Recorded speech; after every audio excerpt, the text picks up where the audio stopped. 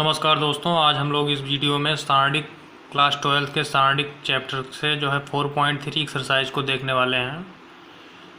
तो 4.3 एक्सरसाइज के क्वेश्चनों को देखने से पहले सबसे पहले हम जान लेंगे कि इस चैप्टर के लिए और स्पेशली इस एक्सरसाइज के लिए विशेष बात क्या है।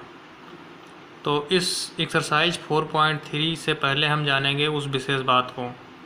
तो देखिए, इस एक्सरसाइज में 4.3 एक्सरसाइज में जो रिलेटेड क्वेश्चन सॉल्व करने हैं उससे पहले हम जान लेते हैं जो इसमें आने वाला है त्रिभुज का क्षेत्रफल, एरिया ऑफ ट्रायंगल्स। मतलब इस एक्सरसाइज में हमें क्वेश्चन में कहेगा त्रिभुज का क्षेत्रफल ज्ञात करने के लिए। कैसे त्रिभुज का क्षेत्रफल ज्ञात करने के लिए, तो उसका पहले मैं कुछ पिछली कक्षा से आपको जोड़ के बताता हूँ। हमने पहले की कक्षाओं में पढ़ा है कि एक त्रिभुज जिसके शीर्ष बिंदु x1 y1, x2 y2 और x3 y3 हों। जैसे कि अगर जो है कोई तीन शीर्ष बिंदु वाला कोई त्रिभुज है और उसका क्षेत्रफल का अगर निकालना है तो हमने पहले ही पढ़ लिया है पिछली कक्षाओं में, हाई स्कूल और 11th में, कि अगर कोई भी जो है त्रिभुज है इस प्रकार से ABC कोई ट्रायंगल है जिसका शीर्ष जो है x1 y1, x2 y2 और x3 y3 है, तो उसके क्षेत्रफल को हम निकालने के लिए प्रयोग करते हैं। इस क्षेत्रफल के सूत्र का हम प्रयोग करते हैं जो कि है 1/2 x1 ब्रैकेट में y2 minus y3 plus x2 y3 minus y1 plus x3 y1 minus y2। अब अगर इसी जो व्यंजक को, जो ये सूत्र है व्यंजक के रूप में, अगर इस व्यंजक को सारणिक के रूप में हम लिखें तो किस प्रकार लिखा जाएगा। अगर इस जो है व्यंजक को अगर हम सारणिक के रूप में लिखेंगे तो वो जो है सारणिक के रूप में इस तरह से आएगा 1/2 बाहर और x1 x2 x3 y1 y2 y3 1 1 1। इस तरह से हम जो है इस क्षेत्रफल के सूत्र को, जो ऊपर दिखाया गया ये क्षेत्रफल का सूत्र, इसको हम सारणिक के रूप में इस तरह से लिखते हैं। तो कुल मिला के हमें इस एक्सरसाइज में इस फार्मूले का प्रयोग करना है और इसकी सहायता से जो है हमें त्रिभुज के क्षेत्रफल को ज्ञात करना है। अब कुछ और विशेष बातें क्या हैं मैं उसको भी बता दूं। तो विशेष इसमें यह है कि जो है क्षेत्रफल, पहला पॉइंट इसमें है कि क्षेत्रफल का मान सदैव धनात्मक होगा। अगर मान लीजिए सॉल्व करते करते जो है इस सारणिक से हल करते करते जो है क्षेत्रफल का मान माइनस में आता है, सपोज दैट -3 आया, तो भी हम उसको प्लस में 3 लिखेंगे। ठीक, मतलब क्षेत्रफल का मान कभी भी ऋणात्मक नहीं होगा। दूसरा बिंदु ये है कि यदि क्षेत्रफल दिया हो तो गणना के लिए सारणिक का मान हम धनात्मक और ऋणात्मक दोनों मान लेंगे। मतलब अगर क्षेत्रफल का मान दिया होगा तो पॉजिटिव वैल्यू भी ली जाएगी और निगेटिव वैल्यू भी हम ले सकते हैं। तीसरा बिंदु जो है, जो कि विशेष है, ज़्यादा सबसे इम्पोर्टेंट है, वो ये है कि अगर तीन संरेख बिंदुओं से बना त्रिभुज का क्षेत्रफल जो होगा वो शून्य होगा। मतलब सवाल में अगर पहले ही कह रहा है कि तीन बिंदु हैं और जो कि संरेख हैं तो उसका क्षेत्रफल ज्ञात करें, तो सदैव याद रखिए कि संरेख बिंदुओं का जो क्षेत्रफल होता है वो क्या होता है, शून्य होता है। तो अब आइए एक्सरसाइज 4.3 के हम क्वेश्चंस की तरफ चलते हैं। पहला सवाल देखिए क्या है। तो पहला सवाल कह रहा है कि निम्नलिखित प्रत्येक में दिए गए शीर्ष बिंदुओं वाले त्रिभुजों का क्षेत्रफल ज्ञात कीजिए। मतलब इसमें हमें त्रिभुजों के क्षेत्रफल जो है निकालने हैं जिनके शीर्ष हमें दिए गए हैं। तो आइए सबसे पहले हम पहले क्वेश्चन का पहला पार्ट देखते हैं।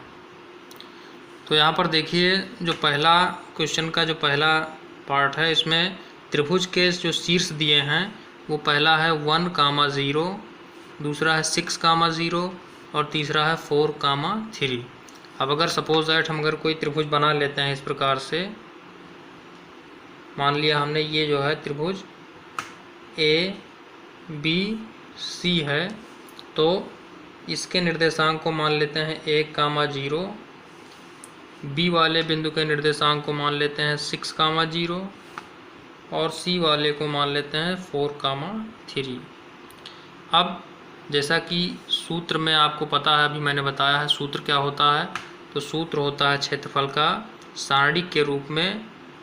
ये देखिए, ये सिंबल है क्षेत्रफल का, ये ट्रायंगल के रूप में। तो बराबर लिख सकते हैं 1/2, सारणिक का ऐसे निशान बनाएंगे, x1 x2 x3 y1 y2 y3 1 1 1। ये फार्मूला है जो अभी आपने देखा। अब आइए सबसे पहले हम जान लेंगे इसमें x1 y1 x2 y2 x3 y3 का मान क्या क्या है। तो ये जो क्वेश्चन दिया है 1,0 6,0 4,3, तो ये पहले वाले को मान लेंगे, ये x1 y1 6 में, ये 6,0 में हो जाएगा ये x2 और y2, और ये हो जाएगा आपका x3 और y3। तो ये हमने सारी वैल्यू जो है लेट कर ली, x1 y1 x2 y2 और x3 y3 की। अब ये सारी वैल्यू ले जा कर के हमें इस फार्मूले में, जहाँ पे x1 y1 x2 y2 x3 y3 है, रख देना है और उसके आगे हमें हल करना है। तो आइए अब सारी वैल्यू हम रख देते हैं x1 y1 x2 y2 x3 y3 की। तो यहाँ पे लिखेंगे 1/2 सारणिक।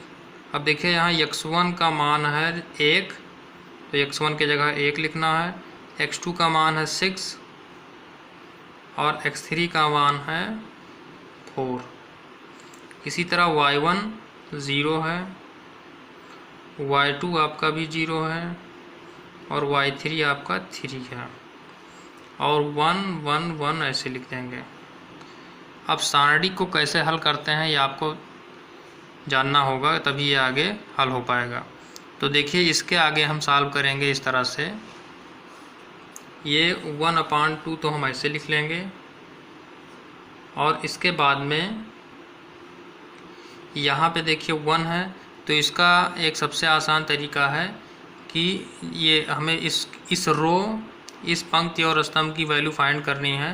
तो ये 1 जो है यहाँ पे ऐसे लिख दीजिए और इसको बंद कर लीजिए, इस रो को, और इस तरह से।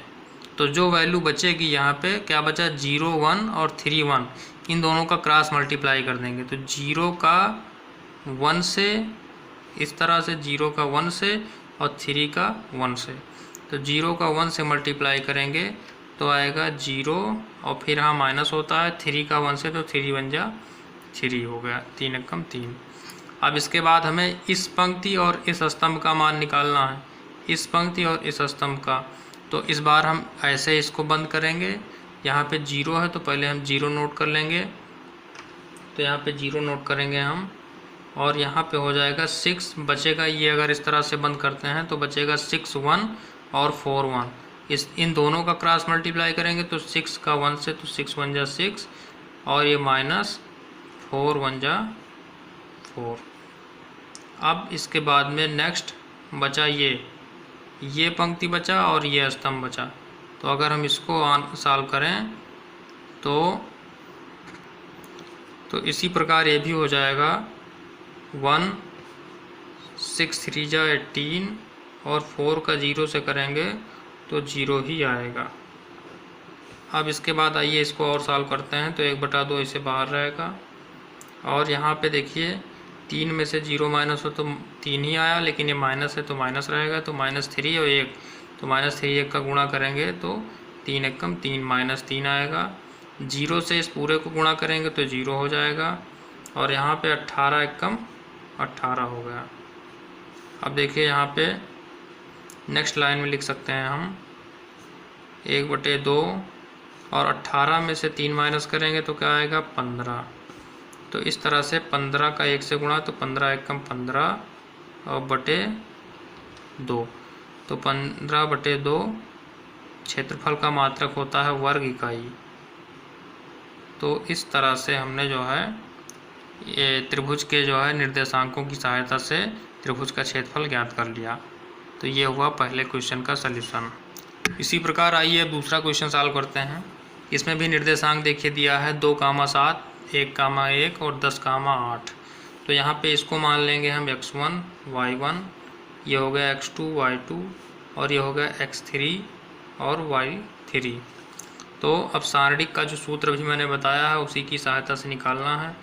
तो ट्रायंगल ये एरिया इक्वल टू 1/2, और सारणिक में क्या होता है x1 x2 x3 y1 y2 y3 1 1 1 ये होता है।